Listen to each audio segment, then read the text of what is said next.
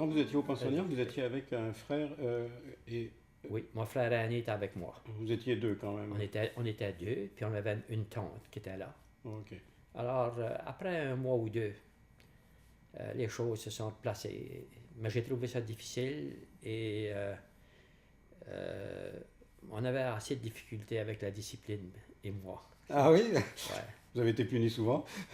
Mais il y avait des règles. Il Ouais. faut se rapporter dans le temps. Hein. Oui. Là, on parle de quelle année là? C'est 1900. C'est pendant la guerre? On parle de 1944. C'est 44, c'est encore Ouais. la guerre. Oui, c'est encore la guerre. Ouais. Et ensuite de ça, ben, il y avait des disciplines qu'on ne pourrait pas imaginer aujourd'hui. Par exemple, je n'avais pas le droit de mettre mes mains dans mes poches. Mm. Alors, étant donné que je ne pouvais pas me soumettre à cette règle-là, on a cousu mes poches. Alors, il y avait des choses comme ça. Puis on Oui. était dans un milieu où la seule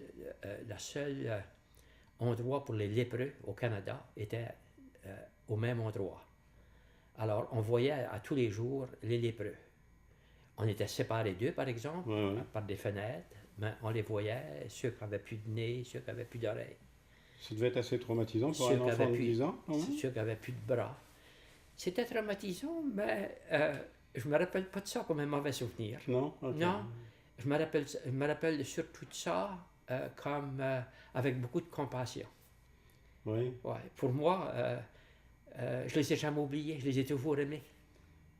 Est-ce qu'ils étaient nombreux, les lépreux, à ce moment-là? Je dirais qu'il y en avait une trentaine, des hommes et des femmes, mais c'était la seule lèpre au Canada.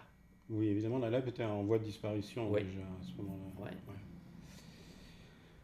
Ah, mais ça, c'est une expérience assez unique. Je pense que j'avais jamais entendu parler de ça. Ouais, c'était une expérience unique. Ouais, ouais. Et là, vous êtes resté, donc, à ce pensionnat-là, vous êtes resté seulement un an? Une année. Et ensuite, vous êtes allé à quel endroit? Après ça, je suis allé ce qu'on appelait le couvent à Bouctouche. Ouais. C'était un autre pensionnat, mais c'était externe. Donc, vous rentriez tous les soirs à la maison? Je rentrais tous les soirs à la maison. Là, j'ai fait mon grade 6, 7, 8, là. Et en 9e année, ben là, je suis allé au collège Saint-Joseph. Le collège Saint-Joseph, il formait quel genre de... Le collège Saint-Joseph, c'est le précurseur de l'université de Moncton. Alors, c'est un collège classique où on pouvait débuter là comme en pensionnat Oui. en 9e année, aller jusqu'à mon bachelier SR. Ok. Ça correspondrait à quelle année d'université aujourd'hui? Deuxième année, troisième année d'université, peut-être?